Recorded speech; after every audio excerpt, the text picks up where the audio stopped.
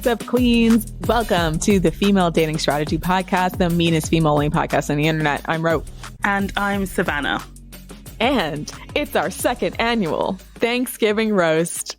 Gather round, children. Happy Thanksgiving! Happy Thanksgiving. Happy American Thanksgiving.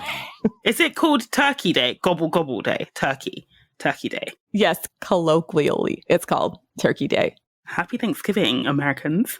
I guess we could have picked a more universal holiday like Christmas or something. Because you guys don't have Thanksgiving and the Canadian Thanksgiving was a month ago. Yeah, we don't have Thanksgiving, no. We do have Black Friday, though, but obviously the deals are like 2% off as opposed to actual Black Friday, where you see a noticeable difference in the amount you're paying for said item. I mean, there used to be really good deals, and then the big box stores figured out they weren't selling that much more on Black Friday because people would just pick up the things that were heavily discounted, so they stopped doing really good deals. Pretty much the same as always. So, this episode in our annual Thanksgiving roast will feature a bunch of Roast-A-Scrotes from our Patreon subscribers. So thank you, Patreon subscribers and listeners who subscribed at patreon.com/the female dating strategy, who submit your Roast-A-Scrote. And it seems like you've all been missing the Roast-A-Scrotes as well. So we're glad to be back. So this one, I believe, is the Friends with Benefits story. Okay, so this story is from Anonymous. Ladies of FDS, I present my one and only Friends with Benefits story. I was in college, young, a little naive, and somewhat bought into the liberal feminist ideology like most millennial women, but I still had my reservations about men in general. My mom didn't raise a complete idiot. Anyways, I met a guy I really, really liked. He was fit, attractive, and our personalities vibed well. I was so excited that I finally met someone I could see having a fun, exciting, romantic connection with. And then he dropped the bomb on me. Do you want to be friends with benefits? I was crushed. Yeah, college is hard mode. And actually, a little preview of next week's episode, we're going to discuss the dynamics on college campuses with an author, Janet Matthews. So stay tuned for that. Continuing, I was crushed and stopped talking to him for a while, but I never completely cut him off. He slithered back into my life a few months later to ask me out, and I agreed because A, still a little bit of a pick-me, and B, had just had an absolutely horrendous date with an even worse scrote. We briefly dated, but essentially was a friends with benefits situations. 50-50, all that nonsense. I did try to be his friend because I did enjoy spending time with him, but no surprise, he wasn't super interested. Yeah, it's interesting how they're never actually interested in the friends part, because that's supposed to be part of the deal of being a friends with benefits. You're supposed to be able to call on them like they're a friend. Otherwise, yeah, free pussy subscription. To make a long story short, we only had sex twice and it was terrible. Isn't that always the way? It's always the ones that the guys that are most aggressive about trying to push the FWBs, that they are routinely terrible in bed. I'm pretty sure it was either you or Lilith who said this, but guys who pursue casual sex with different women often don't have repeat customers for a reason. Bing, bing, bing. Yep. They're getting thrown back in the pond. Yeah, if they were really bombing the sack, they would have a long-standing sexual partner. That's my belief anyway, especially because a lot of women, they put up with a lot of shit. It's either they're shit in bed or their personality is shit and they treat women badly. It's one of the two. I didn't fully understand it at the time, but he was 100% porn sick and had erectile dysfunction. He couldn't finish. Oh, wait, what? In college? I know. What the fuck? Yeah. What? A lot of men are burnt out. Their entire dopamine receptors are burnt out by that time already. It's ridiculous. He must have been no older than 22, I imagine. What the fuck? Yep.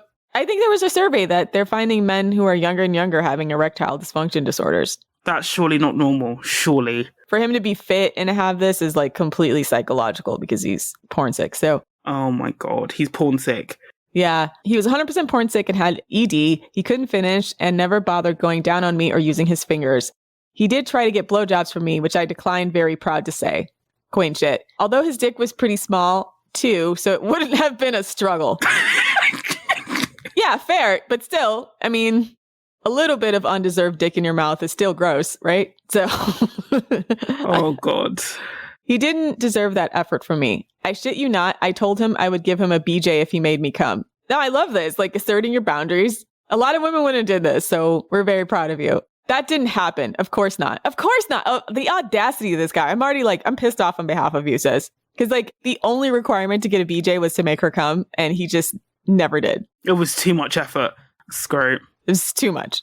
That didn't happen, and I essentially told him he was bad at sex. I swear I said it much more tactfully. And thus, there wasn't any point to this, and I stopped talking to him. He dropped me on social... Well, yeah, like, surely this is something I don't understand. Like, if you are going to do friends with benefits, or if you are going to engage with a man sexually, like, you need to have a good time. Otherwise, what is the point? Really, what's the point? It kind of kills me that men who are so into the FWBs don't understand it. Like, there's another part of that bargain. Like, you have to be good at it. Like, what the actual fuck? Yeah, legit. Yeah. I mean, just imagine being this lame at sex and like asking people to be friends with benefits, like the audacity. So like, you're bad at it. Start over. Go back to the drawing board. He dropped me on social media, a first for me as far as men are concerned, laughing my ass off, and married the next girl who paid attention to him literally less than 6 months later. I'm dying. So oh, no. Okay. So he probably, here's what I'm guessing. This is one of those, like, I'm going to marry the next girl that comes out here to show that I wasn't the problem. I'm not bad at sex. You're bad at sex. Yeah. Yeah. And also, I guess with marriage, it says like his family was religious. Maybe the girl was religious as well. She's more likely to be one of those people who will think that bad sex is normal, or that's something they just have to work on, as opposed to him just getting left and dropped by a woman, maybe. Okay, so yeah, he's porn sick, has a little dick, has erectile dysfunction, and he's bad at sex and can't make a woman come. He 100% tricked a woman who's a virgin into marrying him before she was able to have sex with him. Yeah. Yes, yeah. She doesn't know what she's in for. Yeah. These guys are dickheads, yeah. So this is why I don't recommend waiting till you get married to have sex, because I feel like this is how like shitty in bed scrotes, like, this is what they want, right? This is what they want, yeah.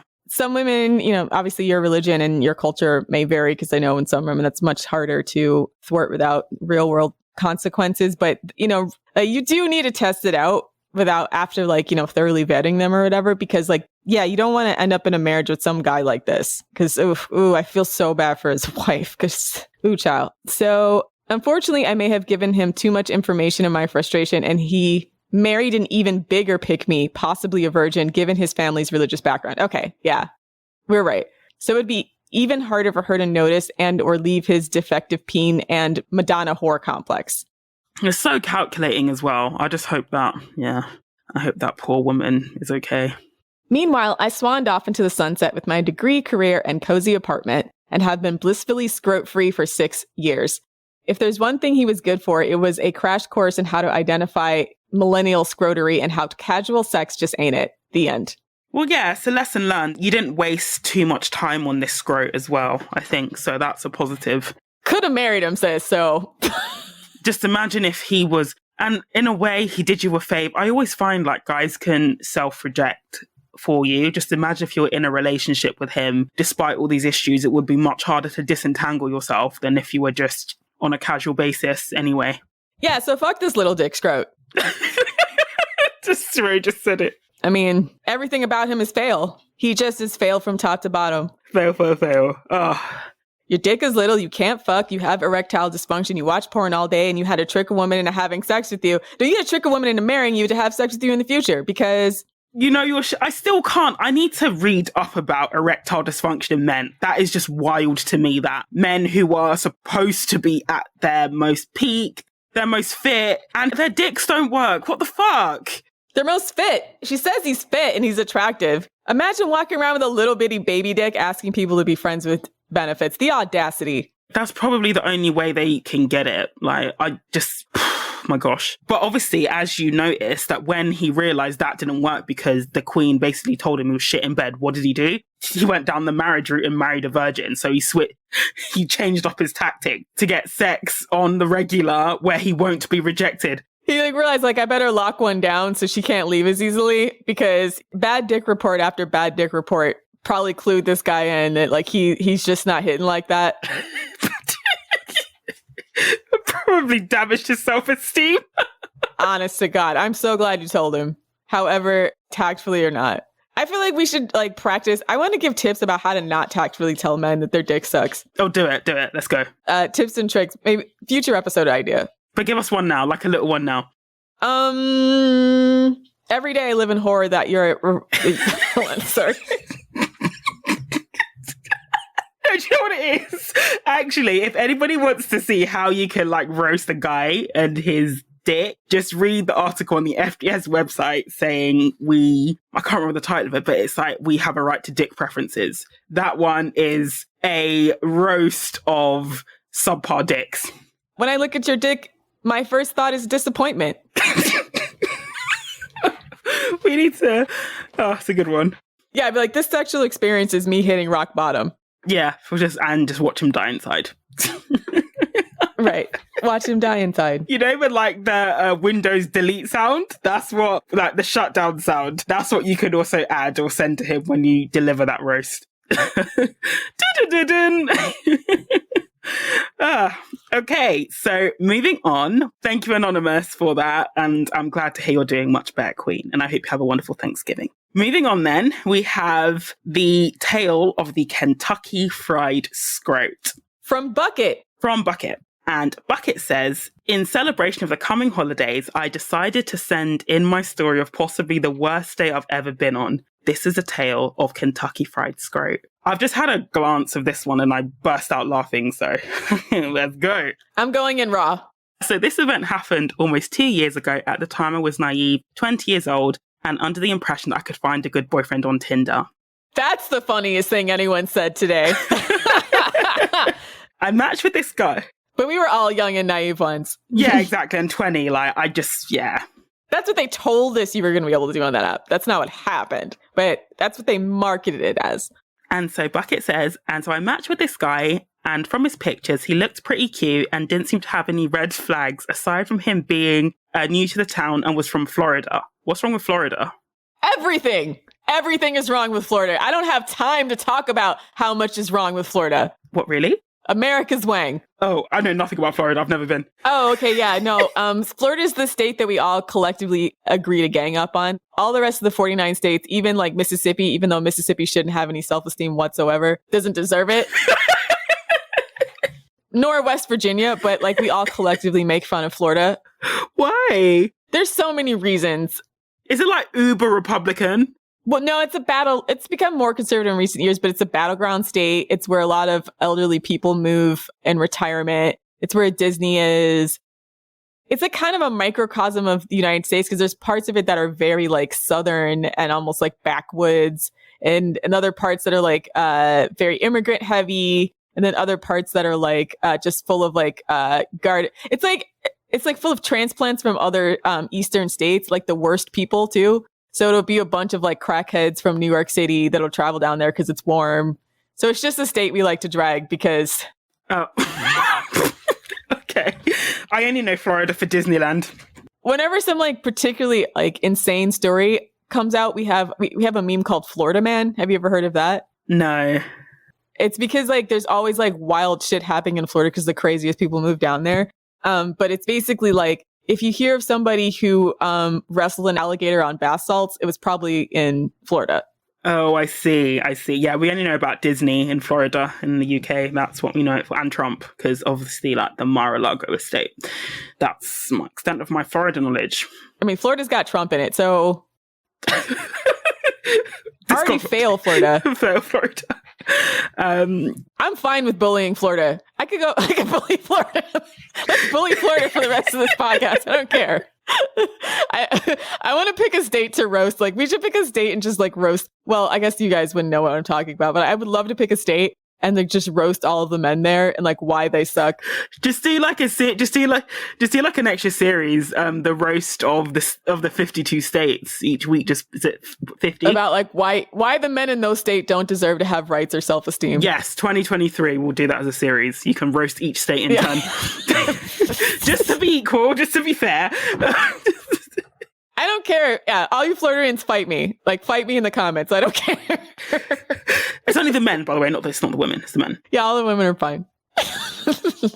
She says, I should have unmatched right there and then for that offense alone, but I didn't. I still regret that. He told me over the course of our messaging that he was a restaurant manager and liked to surf. So I was down for a day at a locally owned burger joint that had a cute atmosphere and good music. All things that sounded very nice in concept was about to prove disastrous. I walked in there all dressed up, ready for my date, who I thought to be a decently paid restaurant manager, and in walks what could only be described...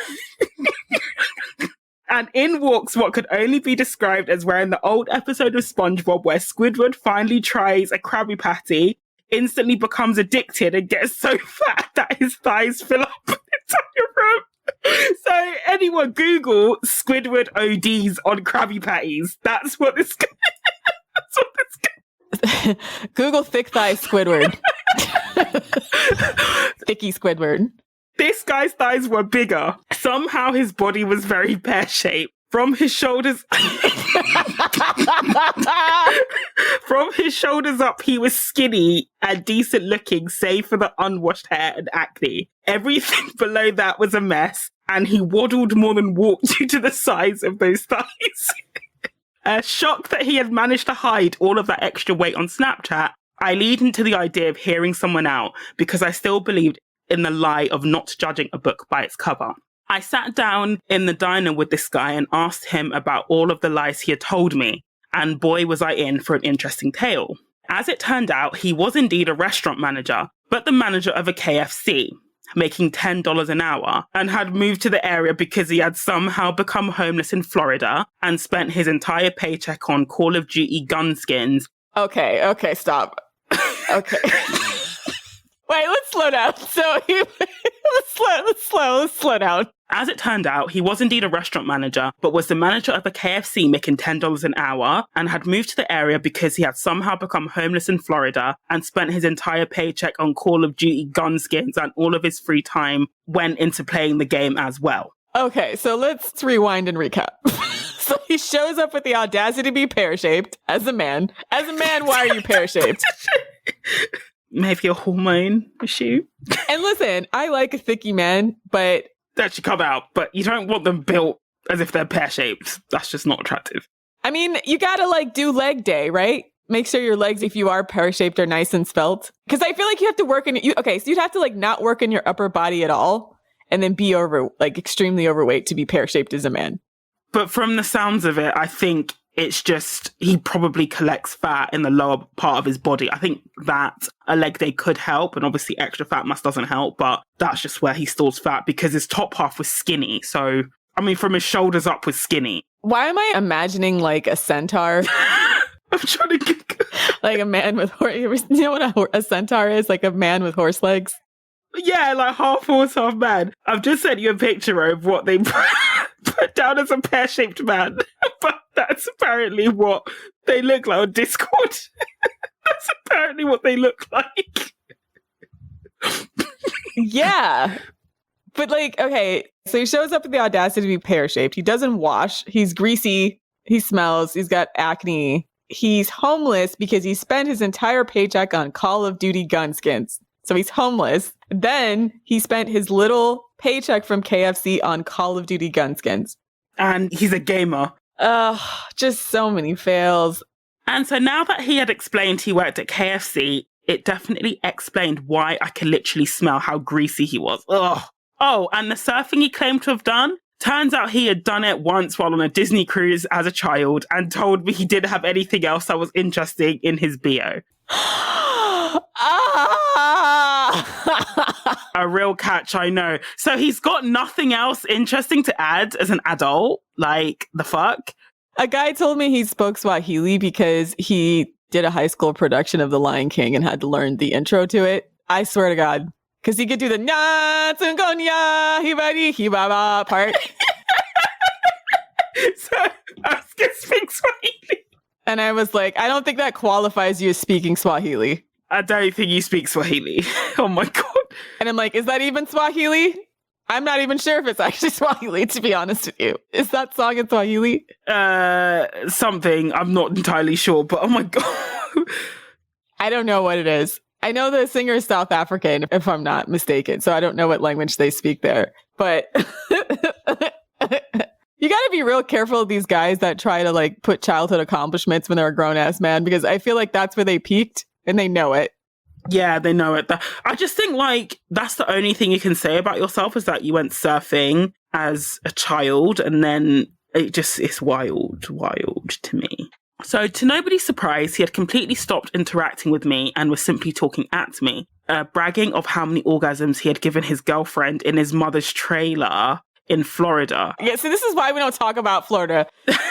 A hand to God, he told me this with a grin on his face. I don't know why men think this is attractive, like talking about like your liaisons with women. Again, I just think you're just telling on yourself. Firstly, it's super disrespectful to the woman you're talking about. Secondly, it's like, if you were so fantastic in the sack, then where is she? Like, why are you talking to me? And thirdly, it's just like, it's almost like a sleazy car sales tactic, which just doesn't wash with me.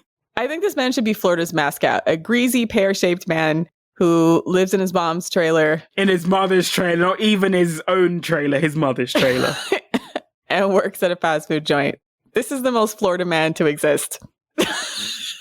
And so I decided I had enough, so I faked an emergency call, good call. And as I stood to rush out the door, he asked me for a ride to where he was staying. It gets worse. He went on to explain how he was, in quotation marks, between apartments because he had been evicted from his first one and was now sleeping on someone's couch. I spun tires getting out of that parking lot and have never trusted just selfies of a man on a dating website again. You can't. It's horrible. Like, men, first of all, like, all of them are lying about their height. I've learned that the hard way multiple times.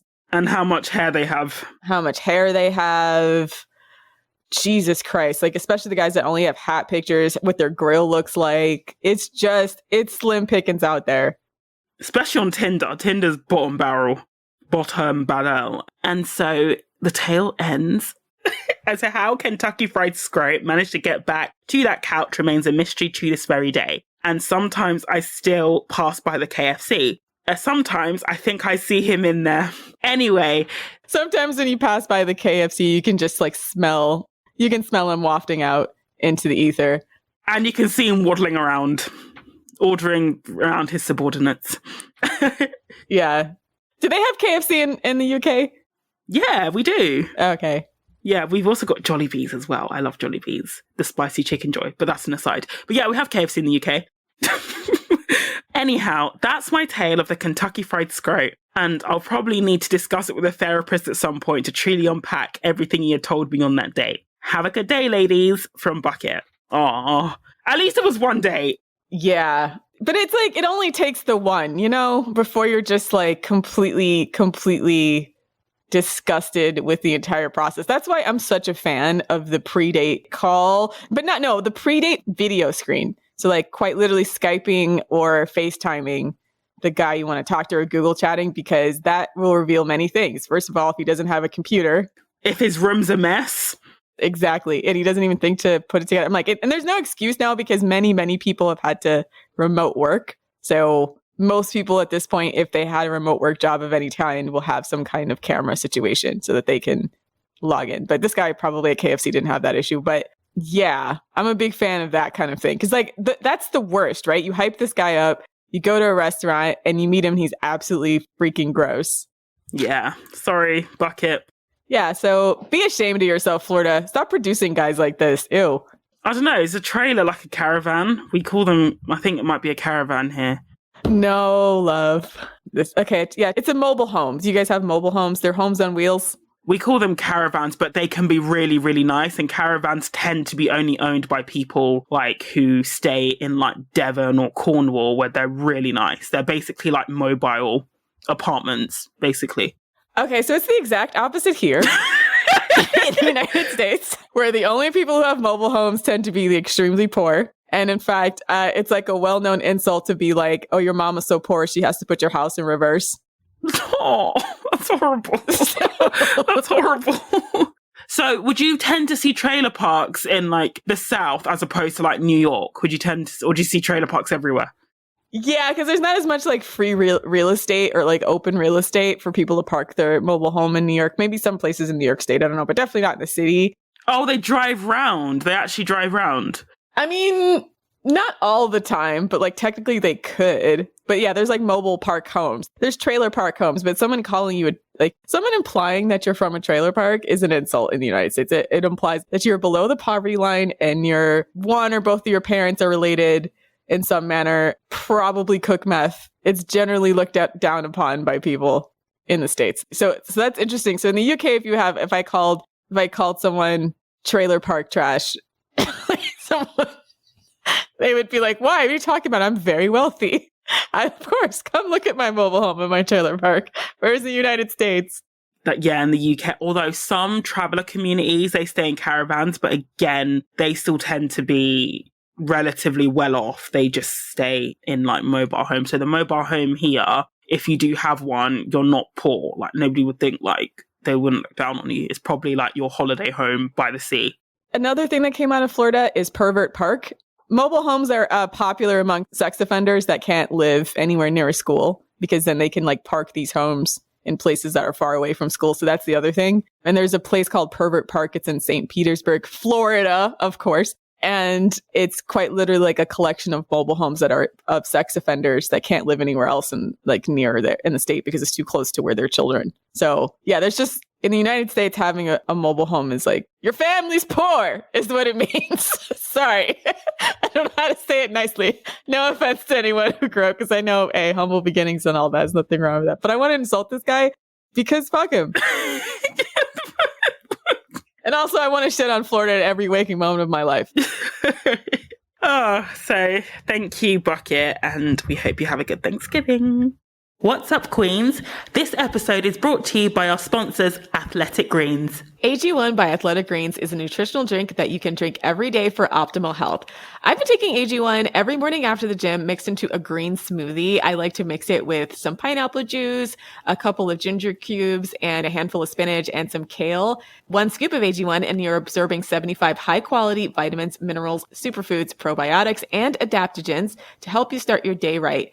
AG1 is my daily micro habit that makes it easy to absorb key nutrients, lead a healthy lifestyle, and feel my best. And to make it easier for you to obtain better health, Athletic Greens is going to give you a free 1-year supply of immune-supporting vitamin D and 5 free travel packs with your first purchase. All you have to do is visit athleticgreens.com/FDS. Again, that is athleticgreens.com/FDS to take ownership over your health and pick up the ultimate daily nutritional insurance. 1 scoop, 1 minute, once a day, every day. AG1 by Athletic Greens. Now, back to the show. The next story is the story of Chad and the Bros. And so this is from Infamous Cheater. Oh, interesting name. So Infamous Cheater is a male subscriber, by the way. So let's point that out. Oh, I didn't know that. Okay. News to me. Okay. Yeah, this story's from Infamous Cheater. Infamous Cheater is one of our male Patreon subscribers. Right. Okay. So this is a male on male roast. Okay. Different dynamic. Okay. So Infamous Cheater said, so I met Chad through a friend, and my friend, let's call him Bob, was excited for me to meet Chad, and we met up at a bar. Chad has 2 friends with him. I can't remember their names, but let's call them the Bros. They did the classic douchey things like bros do high fives over bad jokes, frequent chest bumps. They are all very muscular. I bet they frequent steroids more than the gym, given their size. Side note, okay, steroids look terrible. Yeah, agreed. It's disgusting. Because they don't look real. Like, they look quite literally like your muscles are filled with water is the best way I can describe it. Some of these guys who are on performing enhancing drugs, like, the muscles don't look normal. Like, it looks almost like the male equivalent of a BBL, where, like, you can tell it's just slightly off a little bit than what, like, a man who looks a little bit more I mean, I know there's some performance enhancing drugs that are hard to tell, but a lot of these guys, whatever they're using, it looks very, very obvious that it's synthetic in person. I would imagine, though, and this is just a guess, but like with anything, the ones that look more natural, the performance-enhancing drugs that look more natural are probably harder to acquire / more expensive. So, like, because I remember people in the homeless hostel, they were using steroids, and I'd imagine it was the cheap synthetic shit. It wasn't the stuff that would look, like, natural. I don't know. But the thing is, I used to really be into like the steroids look because obviously, as you will know, I was a massive WWE fan for like a decade. So they all had that look, like that muscular steroid, let's be real, like look. But over time, I've it's not going to be a mark against the guy, but what I really like is when a guy has lean muscle. I think that looks better when they're leaner and, or as my partner says, experienceable muscle. Because English is not his first language. He'll say experienceable when he means like lean muscle look, as opposed to like the steroid look. Yeah, I feel like it looks better on camera. Because the thing about like watching these guys that are on steroids is that on camera, it looks pretty good. And that's why a lot of guys get into it. But in person, it looks crazy. In person, it doesn't look good. Yeah. And that's the reason why a lot of celebrities, they'll cycle. So they'll use like steroids when they have a film. Then they go back to looking normal when they're not, because on a day-to-day basis, it just doesn't do anything for you looks-wise anyway. Yeah, I think it makes you actively worse because you're like, whoa, this guy's got serious water retention issues. Yeah, and also don't forget like the roid rage as well. Oh yeah, that too. And the little bitty tiny testicles. Yeah, like the roid rage. That was actually one of the explanations behind Chris Benoit, who killed his wife and his son and then killed himself, was that he was using steroids for such a long time that it basically just fucked up his brain. And it makes your testicles shrink. So if you want your testicles to look like deflated raisins, try steroids. And so Infamous Cheat continues. And so the bros hit on just about every girl at the bar they called a 7 and above. At the end of the night, I wasn't impressed. But whatever, Bob needs friends. A week or so later, Bob lets me know Chad is having a party at his place. Like, house parties are better than the bar, in my opinion. Easier to talk to people, and there can be party games, and often people are more relaxed. He asked if I can come with him early to help set up kegs as the bros are unavailable. And so I agree, and a few days later, Bob picked me up and we head over. Chad lives in a basement suite of a very rich neighborhood. His suite is huge and very well decorated. There's a large kitchen with an island that opens up into a living room with 2 TVs and a bar. This party might be a full rager. And so after we get the kegs in and set up behind the bar, I ask to use his bathroom.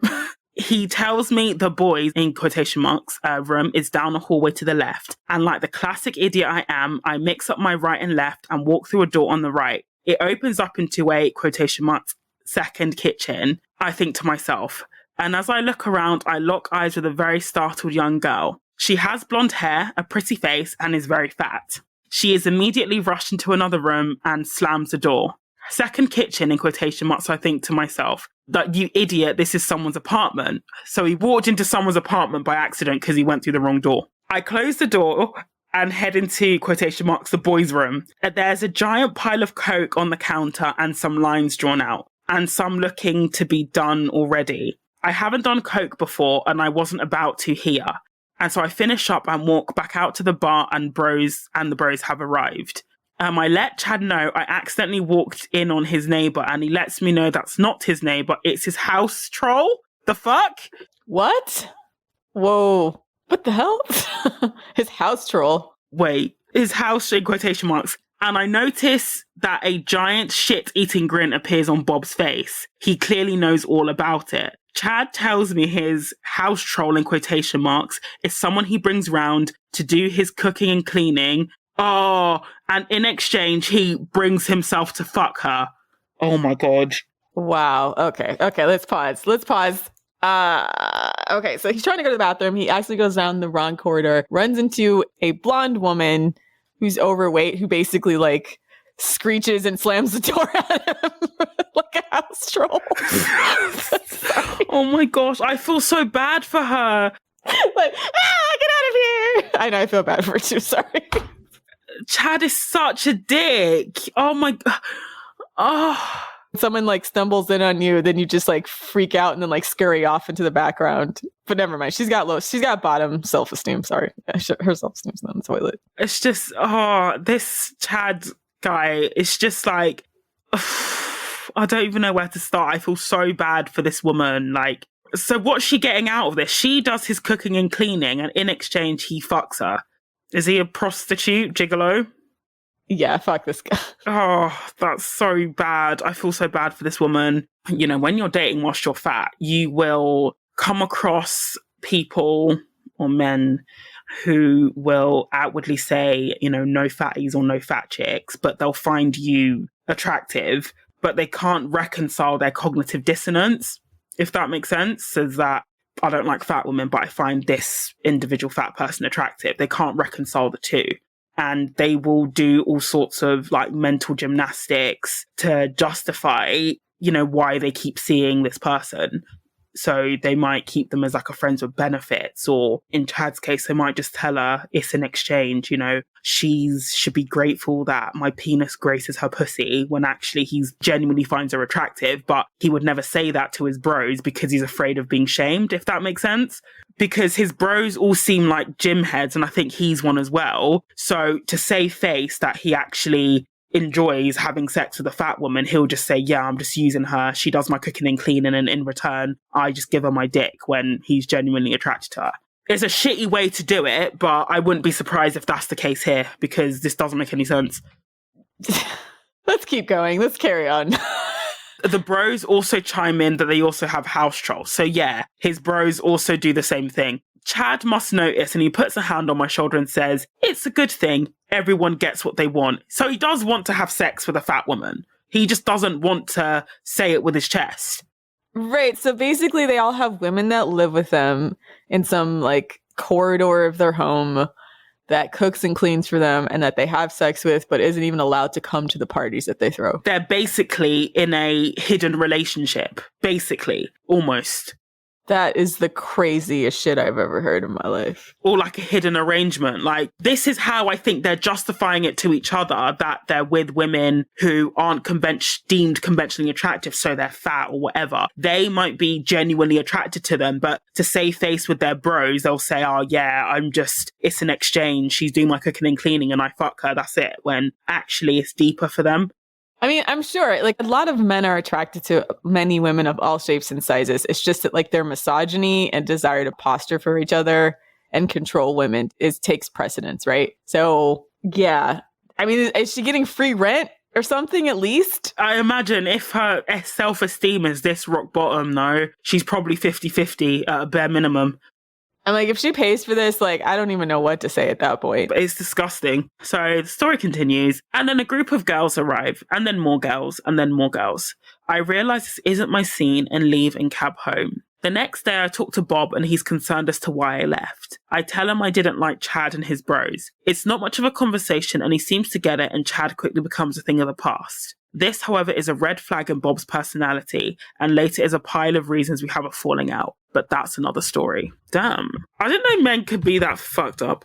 They can be. That's why I never take my foot off their fucking necks, because you have to kind of just make sure you're constantly crushing their self-esteem beyond into a pulverized pump, because otherwise they do shit like this. You know what I mean? Like, this is cruel in so many ways. I know we talked about this a little bit in some of our other episodes about, I wouldn't be surprised if Chad or some of his friends went to prison or something like that too.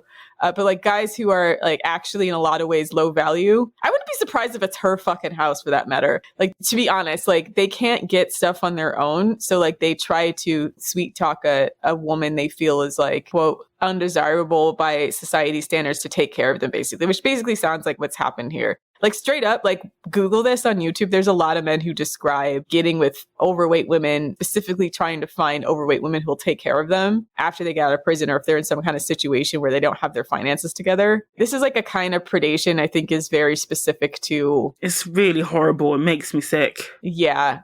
And this is the reason why I say, like, the opposite, women who are deemed conventionally attractive, not that they're not attractive, but whatever trait or physical trait they might have that might put them outside, what people consider to be conventionally attractive. Your standards need to be even higher, because scrotes like this will use, if you have that coupled with low self-esteem, then scrotes will jump on that, all over that. Yeah, I can't imagine, like, sitting around while a guy describes me as a house troll and doesn't allow me to participate in the parties. Like, that's... Is this in Florida? Did this happen in Florida? This is like Rose, like, that should be titled Thanksgiving Roast and a Roast of Florida. Rose after Florida today. Smelling a little Florida in here. Is that going to be for every story today? Like, is this in Florida? Reeks of Florida.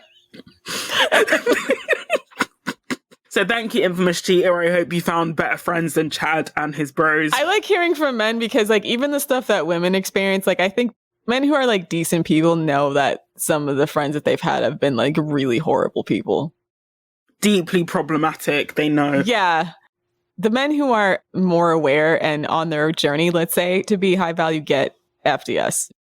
Yeah, 100%. What the actual fuck? Imagine keeping another human being in your house like a house pet. And it's also like what you were saying when we were doing the Love is Blind episodes, is that if a guy tells you something negative about one of his bros, you must know it's really bad. Like really, really bad. Like, I mean, men don't just break code like that for nothing for other men. Like, that's one thing I've noticed about patriarchy, is that they rarely break code for other men. So if a guy is telling you that one of his friends is trash or they have a really negative trait, just know that it's bad. Really bad. Yeah, you just have to basically assume men's default mode is female slavery. So just think of the fact that if a man is trying to clue you in on any type of situation, that it's pretty bad. This is an example of like just how they would treat most women if given an opportunity, because I can't imagine like a gender swapped version of this. Keeping a guy. Would you keep some guy? No, because I can't imagine keeping a man around like that, like lives in my house. Maybe, okay, wait, let me think this out. Okay. I need like a tech nerd who can just like set up all my stuff all the time and just like never talks to me and never looks at me. Yeah, see, that's cruel. That's cruel even for me. You know what I mean? Even if it was a guy I genuinely found attractive, I still think like that's rude. Like it's still, I just couldn't do it. And then I like touched his peen once a week, you know, it's just, threw him a Scooby snack and like some kibbles. I just know like I would go into like supreme hostess mode, which is why men aren't coming to my house.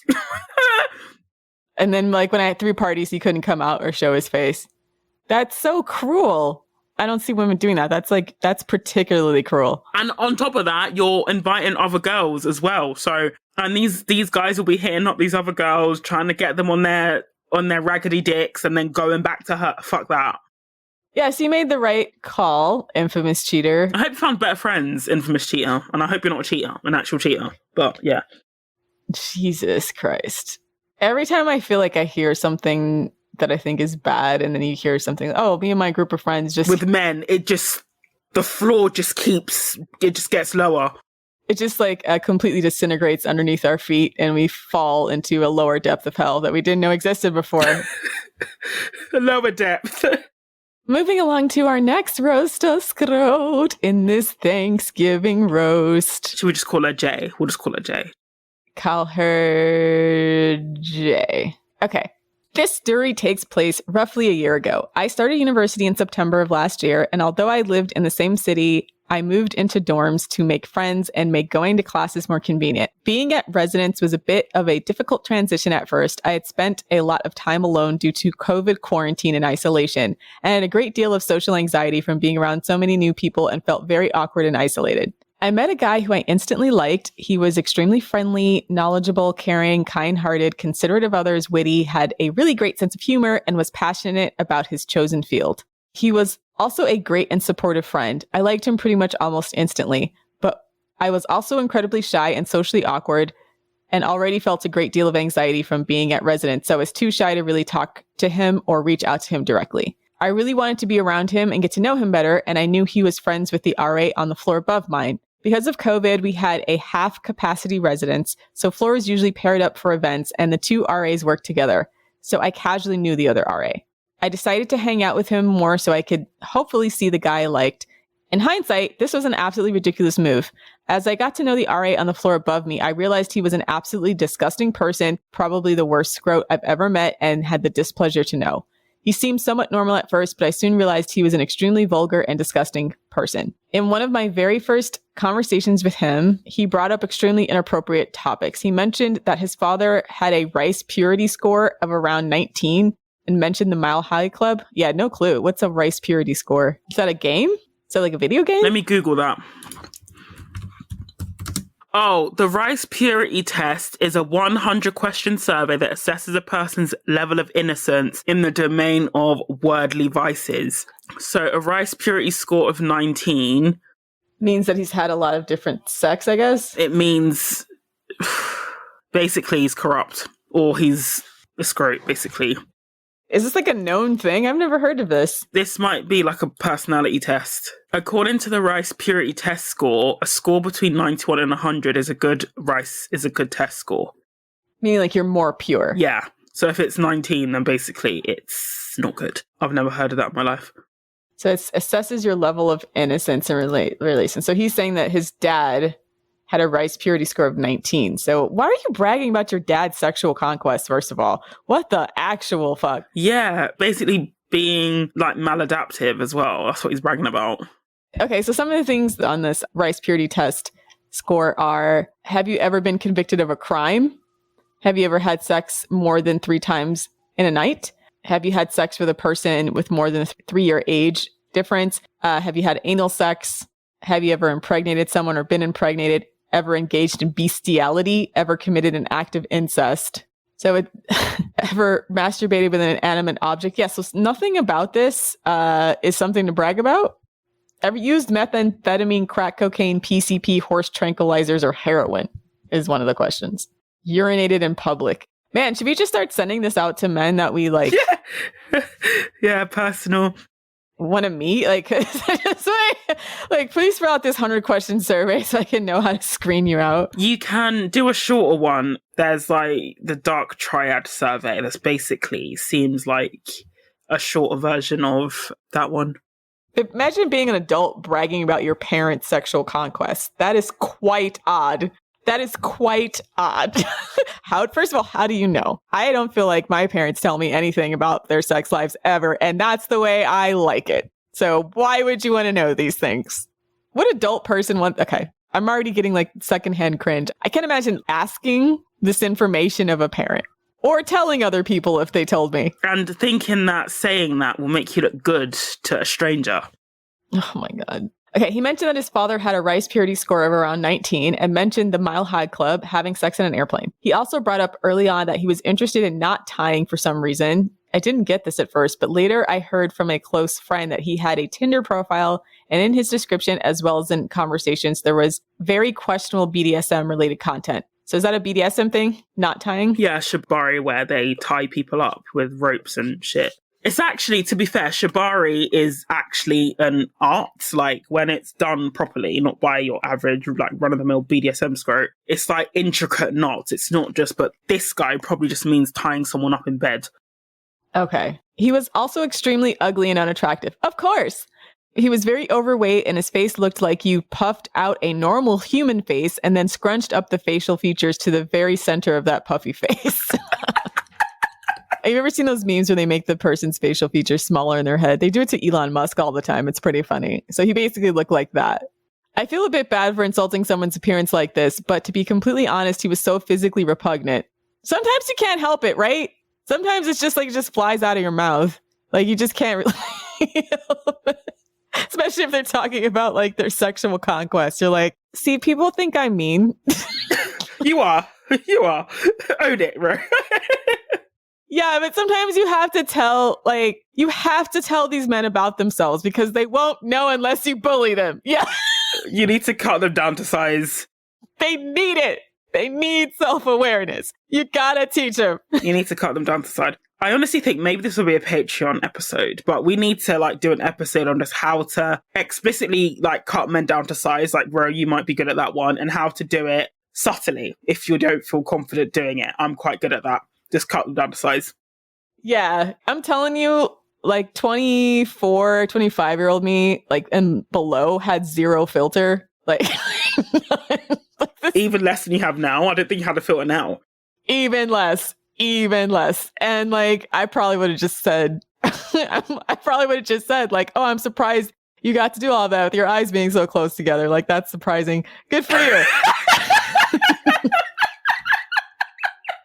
I'm rooting for you to do well. And the thing is, like, I wouldn't even have said it to be mean. I just would have said it as like an observation. This is the thing. Delivery is everything, right? You can't go into these like attacks, so to speak, you know, when you're emotionally charged and upset. It works best when you keep your voice really level and just say it like you're just saying. That does maximum damage. Yeah, I didn't realize I was like walking around like legit damaging guys' self-esteem until like I had some conversations with some exes. But I used to just say shit like that because I thought it like, because I would be like, everyone's thinking it, right? I should just say it. So I'll just say it. Yeah. Delivery is everything. Wasn't even trying to be mean, just making observations. I would always, The way is like you have to phrase it like a compliment because you really have. So this is how I used to do it. I just like legit would think of like the nicest thing that was accurate to say. So you would say like, wow, so you have enough breath to get all those ropes on someone. Okay. I didn't realize your stamina was like that. You know what I mean? Like, so it's like a compliment with a bit of truth. Okay. So it's a very, very backhanded compliment though. Very backhanded. Okay. I found him so repulsive, I did my best to avoid looking at his face whenever I spoke to him. He was extremely ugly, but honestly, I found his personality and attitude the most unpleasant and repulsive part of him. Like, that's really what it is. It's that, like, you can feel the coomer coming out of him, right? Because there's, like, people that aren't that, like, cute, I guess, but, like, their personality's cute. They don't exude that coomer energy, yeah. Yeah. It takes me back to when I was talking to a guy. He was trying to date me and do all kinds of underhanded shit, but we didn't go. And he was like really like fixated on my boobs. Like seeing your tits would cure my depression. And literally my ovaries just like shriveled up and died. Legit. Oh no. The thing is, on top of that, he was so physically unattractive. It's just like, why do you think I would be like, yes, yeah, let's go. It was so disgusting. I felt gross. Anytime a man says that like sex is or seeing a woman's naked body is going to cure whatever ailment they have, I always imagine them as like some poor guy coming up to the altar to some televangelist. Like, if you believe these titties can heal your body. I legit think if a woman ever wanted to rinse men and wanted to start a religion, just do that and then just like future fake them saying you'll see the titties if you donate this amount of money. They'll do it. Jesus Christ.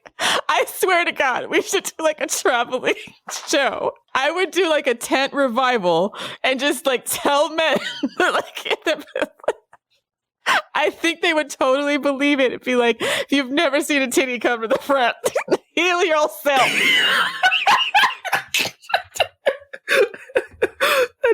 Just make it like a rite of passage. Like if you see one titty, you'll eventually see it for real for free next time. Cure your depression. And just future fake them, and obviously just show no titty. I mean, guys are buying like used panties and stuff, so they're kind of like the same people that are grifted by televangelists that sell them like holy healing water and stuff. Like, I bet you could just like put your panties in a bottle and be like, this is gonna heal, this will heal what ails you. Amen. Okay, moving along. He once stared at my chest while I was walking by, and that just made me extremely uncomfortable. He also looked extremely disinterested or bored whenever I spoke or expressed my opinion. To be honest, I think he had honestly disgusted me to type this, a racialized fetish. Yeah, I'm gonna guess your ethnicity because in this guy's ethnic, because he sounds like a weeboo. Is it someone who's into like Japanese Asian women? It says a non-Japanese person, stereotypically an unsociable white male who is overly infatuated with Japanese culture, a loser Japanophile, a person who is obsessively interested in anime or manga. So, a loser Japanophile. I love that. Yeah, no, they're so common that like they have their own slang word. Oh, when you coom so much, they invented a new word for you. Fucking hell. Yeah. No, apparently these guys like were traveling so much to different parts of Asia, so like Japan, South Korea. I believe they got banned like from panhandling and like harassing people because like a lot of women there started to get pissed off because like once again these guys think like, oh, American women, they're stuck up and they don't understand me. I'm gonna go live like a king in these other countries, and that doesn't happen at all because they can smell you just like we can. So he asked me out over a Snapchat a few months into the year, and I felt so disturbed and distressed by this to the point I considered moving out of the residence. You know, we were so horrified. That's sort of how I felt like when the guy, he said my tits would cure his depression, asked me out. I just felt so disturbed. Like, I've never blocked somebody so quick. Just like that alone. If you believe, come here. Be embraced by Jesus. It almost just made me just go lesbian. Run to Jesus's bosom. Honestly, legit, men will literally, and it wasn't the first guy as well, but men will literally say, I'm sad, send me a nude, or they'll literally say, like, I'm in pain, can I see your tits? Fucking hell. I'm going to put that on my dating profile from now on. My titties heal the sick. I'm going to actually do if you believe. If he doesn't heal you, it's because you didn't believe hard enough. Oh, that's funny. Okay, so yeah, I think I'd be stressed. I'd be pretty distressed if this guy like looked in my general direction as well. I was so disturbed and distressed by this to the point I considered moving out of the residence and had an ironclad commitment to keeping my door locked after that. Oof, yeah, smart move. Luckily, a friend comforted me and calmed me down right after it happened, and I felt much better after that. I mean, if this guy is as like big as you say, you probably could outrun him. So that's a plus. So anyways, I honestly felt really insulted that he asked me out. He was such a low, immoral, vulgar, self-centered, disgusting, ugly, unattractive, and repulsive person. I also went through RA training myself this year, and it was actually mentioned to not have romantic relationships with your residents, and that the power dynamic and close proximity made it questionable. So it was very inappropriate behavior on his part. Makes sense. Yeah. You know why? It's because he's never in his life had women talk to him. And the only reason they're talking to him now is because they're forced to talk to him, and he does not know how to handle it. Right. So he thinks all these women are interested in him because he has a little bit of power and women are being like nice, normal to him. Whereas I feel like probably before this, they probably just ignored him en masse. And he takes that as interest. During a later board games night that he hosted, he mentioned he once also proclaimed that he or another person there had the stinkiest feet. Gross. What the fuck? Stench contests are probably not the way to get women attracted to you. For any men who are listening to this, I feel like stench contest is really low on the list. So it was also brought up, imagine holding a stench competition. Okay, you had to be a scrote. It was also brought up that he had paid for sex in the past. Of course. Why is this man like volunteering all this information, by the way? Okay. He also apparently stealing stuff from the cafe was common among a lot of guys last year who had a sort of clout associated with it. A ton of cups and bowls from the cafeteria. His justification was that he paid a ridiculous amount of money to the university, so he should be able to steal whatever he wanted. I'm like, don't they give those out for free? Like the cups and stuff? I don't know. In my college, they just had them out. You could just grab some. He's not even like a real... Okay, so this is like the lowest common denominator of crime. So like, it would make him slightly more attractive if he actually had like a sophisticated crime of some kind. Well, yeah, not stealing cafeteria cups. Like, this is like, his crimes are even lame. He also brought up something referred to as the cum tubs. I don't even want to know what this is. Child, okay. I'm going to prepare myself. Cum tubs, okay. They were bathtubs last year where some male student leaders had this thing going on. They would come in the bathtubs by themselves or if they were with someone. And whoever's bathtub level was lowest at the end of the year would have to take a dip in it. What the fuck? That's disgusting. Okay, so I thought the stench competition was the low. Masturbating into a tub and then bathing in another man's cum, that's the low. That's the competition. That's the lowest bar. Although I'm sure we'll get some more Roast-A-Scrotes and I'll be even more surprised. But stench competition was like, I thought that was going to be the bar, but no, this is even lower than that. And you know, we just reached 8 billion people on this planet. I think that it's time that we start to address the raging overpopulation issue because we're going to run out of resources. And I feel like it's time to start considering if we need to have panels to weed guys like this out and decide if they get to live or die. Because honestly, they're just breathing up air and taking out resources from the rest of us and bathing in their own cum and bathing in other people's cum. And not even just like new, fresh cum, like cum that's been there for over a year. Because they've been accumulating that cum for the entire year. So I feel like it's time to consider, honestly, if they make me supreme leader being of the world, like this guy's going to be the first to go. I'm not going to lie. You know, we're not going to have enough food and water and resources to sustain the population of humanity. And so I think it's time to start making some tough decisions about who needs to stay and who we should put on a rocket ship to space. I'm going to say this guy should be in the first round draft. I'm speechless. I just feel sick. First round draft, this man right here. But with just our luck, he'll like land on Mars and then accidentally seed a whole new species over there. So maybe we don't. Just throw him into the sun. That's probably better. Okay, slightly off topic, but I am very disgusted by university males. I see why. I don't blame you. He also later mentioned how some people he knew went to a gay bar and then listened what people had done, who had gone home with someone, etc. I found this oversharing to be extremely inappropriate, keeping track of his friends' sex lives and then casually passing that information around. Yeah, this guy is like, he's like 100% Coomer on the cellular level. right? I feel like if you put his cells like underneath a microscope, they're going to be coming on each other and then passing out. Oh. Oh. This man is like, I think he's the alpha coomer. I think that he might be the coomer from which all coomers have sprung. Patient zero? This is the worst coomer I've seen, yeah. Yeah, no, I think we need to get rid of him before he starts a coomer revolution. I don't want him to be coomer messiah, although I don't want to martyr him. See, there's so many problems with like trying to weed out the like low value male population because it's like you can't do it too quickly because then they become a hero. They'll become a hero, yeah. As for the original guy I was interested in, I'm like, yeah, what happened to him? What happened? We just spent a lot on this other guy. As for the original guy I was interested in, he actually got a girlfriend a while after I met him. So I just avoided him for the rest of the year. She was the one to confess to having a crush on him. And from what I heard from her, he was a very supportive and caring boyfriend. I think they broke up near the end of the year, but by that point I had lost interest and didn't feel so enamored by him anymore. Although he's still a decent guy, I'd honestly never consider anything with him now, given the whole drama. I just genuinely feel sick of him and the whole situation. And 2, the FDS principle that if a guy is interested in you, he will make it clear. And 3, his questionable friend group, including this disgusting Scrote. Yeah, that was his friend. Oh my God. Yeah.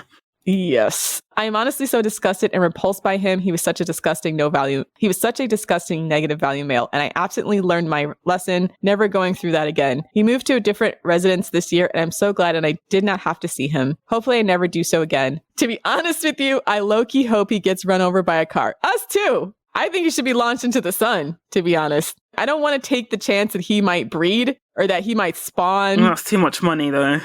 Or anything. I think that he has DNA that should in no way be reabsorbed into the human Earth's biome. I think it's just all negative. I cringe at the amount of time and energy I wasted pining after the guy I liked and wish I had realized that I shouldn't have had to spend so much time around that scrote who made me uncomfortable. I really should have focused on my studies and personal development instead, which I am making an effort to do this year. Thank you, FDS. Oh, I'm sorry you did that. And I'm sorry that happened to you. I'm sorry this man exists in the first place. He just makes me, that's the worst scrote I've come across. Detty Peeg.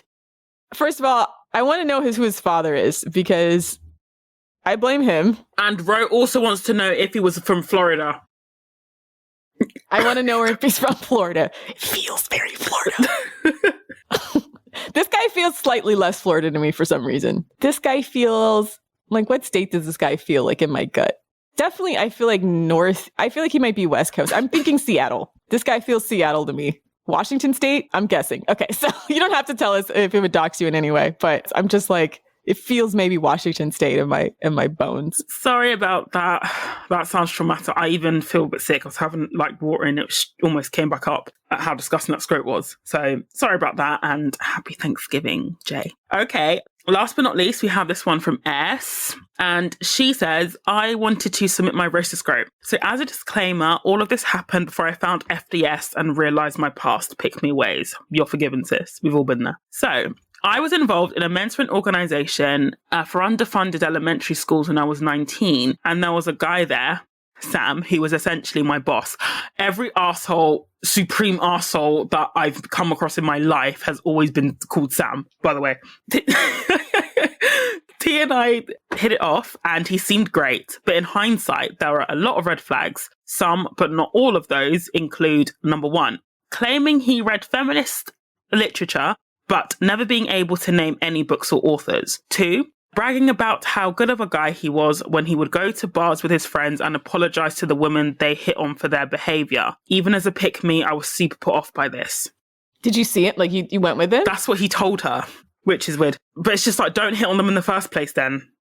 Oh, okay, so he was trying to tell her so he could seem like a good guy. Like a good guy, yeah, just don't do it in the first place. Like, Number 3, getting upset whenever I would mention another man. Oh, my ex was like this as well. Even when I wasn't into whoever I was mentioning, he was weirdly possessive of me and would shit talk guys, including one guy who ended up becoming, and who still is, one of my best friends. Yeah, one of my exes did that. He would get really, I remember, I think I've told the story before, but I was mentioning a male flatmate that I got on really well with, and he was really funny. And my ex got really annoyed and just basically said, don't talk about him in front of me ever again. Thing is, he was fine with me talking about him in abstract before, but he got really arsey when I said he was my favourite flatmate for some reason.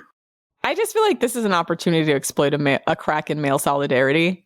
I just wanted to point that out. Yeah, and male self-esteem. Male self-esteem. There we go.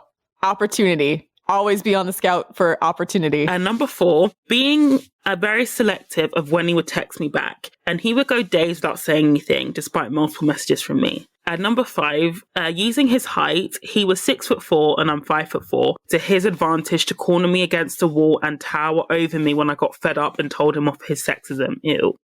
I hate this. I hate that. Every man in existence should thank his lucky stars that I was born to be an average sized woman and not large enough to like literally uppercut them in the jaw when they try to physically intimidate me, because that like just seriously pisses me off. If I didn't have like these weak little girl hands, because I don't like box or anything, I have small hands, then yeah, it would be over for a lot of them. So I'm with you. I hate that as well. And number 6, laughing in my face when I said he was sexist. There's a lot more, but basically he was a massive piece of shit. But I liked him a lot even after I told him off his sexism and had hopes that he would magically change. During the summer after I told him off, I was friends with benefits with this girl I knew from the mentoring organisation called C, who was questioning her sexuality. She was also friends with Sam and had been into him and received the same treatment I did right before me. So Sam, C, and another female friend of ours were all hanging out. C said she had been poking fun at Sam for various things and he had been poking fun at her right back, as friends do. But at one point she said, "Well, S likes me more than you." This set him off and he lunged at her, pinned her down and wrapped his hands around her neck. The fuck? Oh my gosh. What? Oh my God. Dangerous. Oh my gosh. Yeah. At a mentoring organization? Oh yeah, this guy should not be around anybody vulnerable. And he did this in front of witnesses. Can you imagine what he'd be like in private?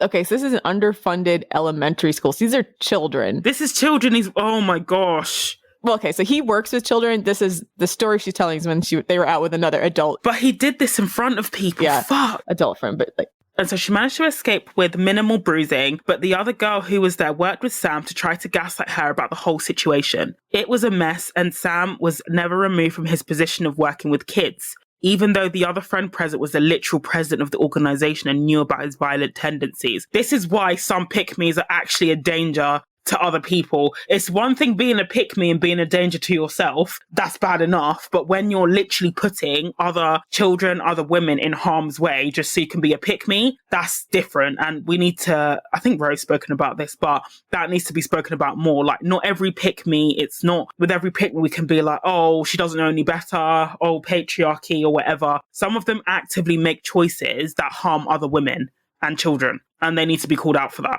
Yeah, I don't get overlooking that. That's a little depressing. Okay, so. And so he wanted to be an elementary school teacher, and I really fear that he is one.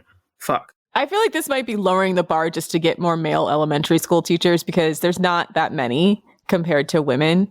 Is that a bad thing? I don't think it is.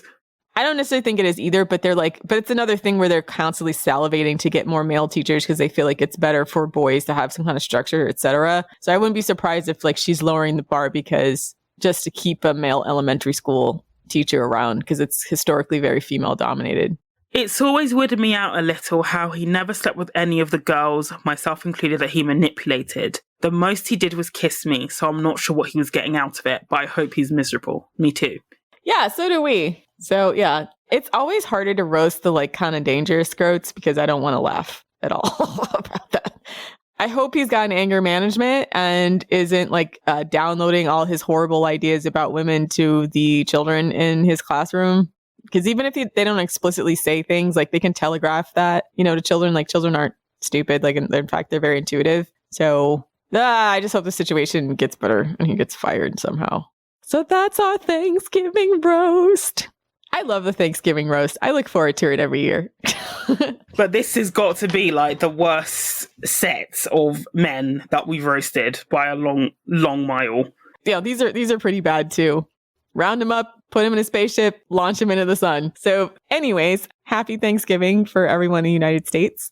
I'm thankful for another year of this really great podcast. We're missing Lilith right now.